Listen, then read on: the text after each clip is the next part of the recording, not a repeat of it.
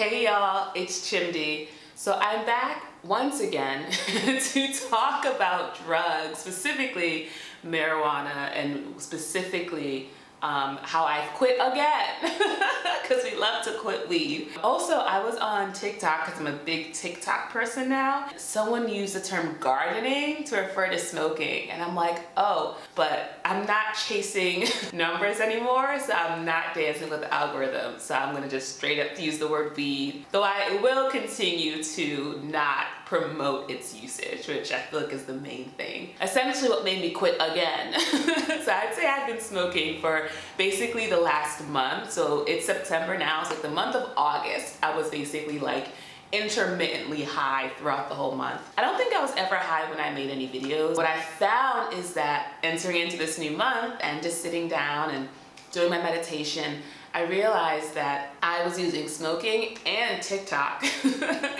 both as ways to self-soothe and to comfort myself and to, you know, just help my nervous system calm down in the midst of different senses of like fear and danger and anxiety while being here in Mexico. And what helped me understand that this was a pattern was I was going out to this super fun expat meetup here in Mexico, and I've been meaning to get to it for a while, and finally I was in a really good energetic space to go, and I thought, okay, I'm gonna smoke a little bit of weed because I was feeling some anxiety about it. Even though I was committed to going, I was feeling some anxiety, and I remembered, oh, this is how I would get through going out in social situations back when I lived in LA. So LA was the first city I moved to and lived in kind of as an adult on my own without any sort of program. Because I did a bunch of traveling and lived in different cities as a part of a larger program with structure, but LA was my first time kind of starting a new chapter intentionally and doing it on my own. And of course, weed is very legal in LA.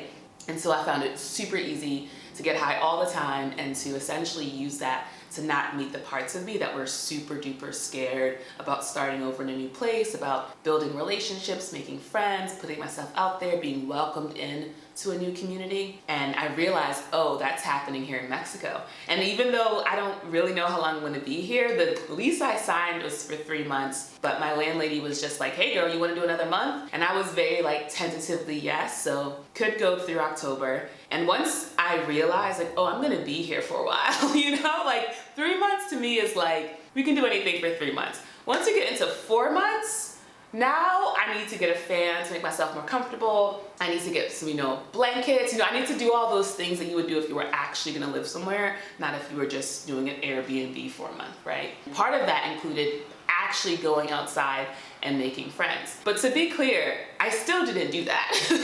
Even though I, in my spirit, deeply wanted to go outside and to be social and to build community, I was like, how about we spend 8 hours on TikTok? How about that? And I feel like God truly intervened because literally the Wi-Fi has not worked in my apartment for over a week. And I called up the internet folks, which I shouldn't have had to do because internet is included in the rent I'm paying. But I called up the internet folks to be like, hey, internet's not working. And they were like, all right, we'll send someone to your apartment to take a look at the modem.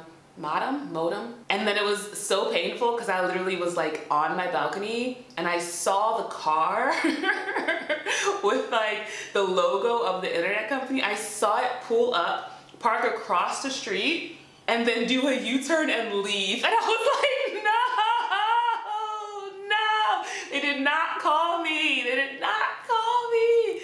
And then it was a thunderstorm. So lightning and thunder, things were on fire. Unfortunately, that's happened a couple times here. Just electrical appliances, just on fire. It's a real treat being here. And I took that as a sign from God not to leave Mexico, though I did think maybe as God saying GTFO. I was like, no, Chimdi, this is a sign for you to go outside. Because if you didn't have Wi-Fi, you would be inside watching shows, on social media, taking naps, minding your business, which I know you love. But you know, the real gifts come from being out in the world and socializing and making friends and talking to people and having fun. So go do that. And it was truly such a blessing. I went to a co-working space. I, went to this expat night. I made some new friends, and it was honestly really, really cool. I still don't have Wi-Fi, still working through that emotionally. And throughout all of this, I was just getting high. Through all of this, just getting high. And then this morning, actually, one of my new friends was like, hey, we're doing a birthday party, rooftop pool situation, come through. And I was like, awesome. But I noticed that my energy, starting first thing in the morning, it really started the night before, my energy was just kind of low, right? And I hadn't smoked anything. I've had low energy before. I pretty much know what to do, which is to sit quietly in meditation and cry and just move whatever energy is stuck, or do vigorous exercise. And I didn't want to do vigorous exercise.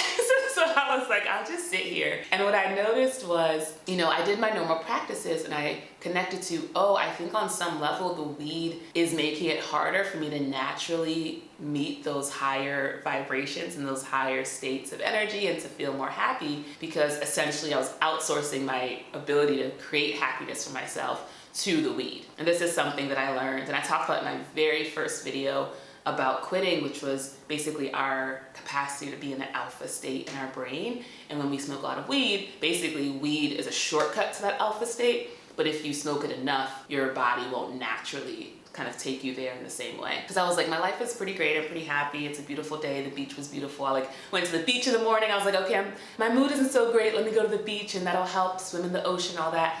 And it really wasn't helping. And I was like, I think this is something else. And so I was in my meditation, I was crying it out, I was feeling my feelings. And what I normally find is when I sit into meditation, I usually do about half an hour. When I'm in the quiet, often I'll have insights and I'll have pings come through. Like I'll have inspired action, like do this, do that, reach out to this person, email this person. I have all these things come through. And when I sat down today, it was throw that weed away. I had a friend who gave me some weed, and I actually had the thought to throw it away when I first got it. I was like, don't even keep this in your apartment, because I wasn't really a regular smoker, and a big part of it was because I didn't have access to it and I didn't seek it out. So when it was just handed to me, it was a huge temptation. And so part of me knew, like, girl, if you don't have it, you can't smoke it, just throw it away. But I didn't listen. And then of course, smoked most of it through the course of the month. And now as I'm like towards the end, I still had some left, but it was towards the end. I was like, you know what? September 1st, this is a great time for you to actually just toss it and return to yourself, return to being really clear-headed, return to the joy that you have to be alive and to the pride you take in sobriety, because I love that I can be totally sober and really, really joyful. That makes me really happy. And so this morning I went ahead and I threw it away, and I'm feeling really grateful to just be in that process again, being with things as they come up versus just constantly, ameliorating myself with weed. And one thing that kept me from throwing the weed away was I would tell myself, well, you're still doing the inner work. You're still doing the process work, which I was. Basically every day I was still dropping in, connecting to my heart, opening it up, processing some kind of trauma, weeping it out. Like I was still doing that pretty consistently, but I do think there was a bit of a delay. And also I think things held on longer than they needed to because I wasn't just fully in, fully in life all the way with nothing, no shields of weed to keep me from really experiencing the joy and the pleasure of this every single day experience, right? So I just wanted to share that with you. I also want to give a shout out to Doran because I made a video about treating YouTube like Facebook as if it's just a social media platform where I give updates and possibly becoming very inconsistent. And they were just like, your videos are very helpful, please do not quit YouTube. And I was just like, okay, I was never gonna quit. But you really hear from someone saying, girl, we appreciate you. I was like, all right, okay. I do think I'll stick to not doing a lot of editing though, because that remains the best, is to just talk, put up the video, and keep it pushing. On that note, if you are a creator and you want some encouragement to keep creating, I host a weekly creator roundtable with Hello Creator. You can join every Wednesday at noon Eastern time. I'm also a coach, so if you want some one-on-one support, some encouragement, some space holding, someone to just look at you like this while you cry, then I'm the one. Here's the thing. You think you're not gonna cry. You think you're gonna have a fun old time and we're gonna be cackling together. And then you get on the call and you're like, wow, I'm crying, I'm sobbing, I'm weeping. And I'm like, yeah, exactly. Let it out. All right, love y'all. Bye.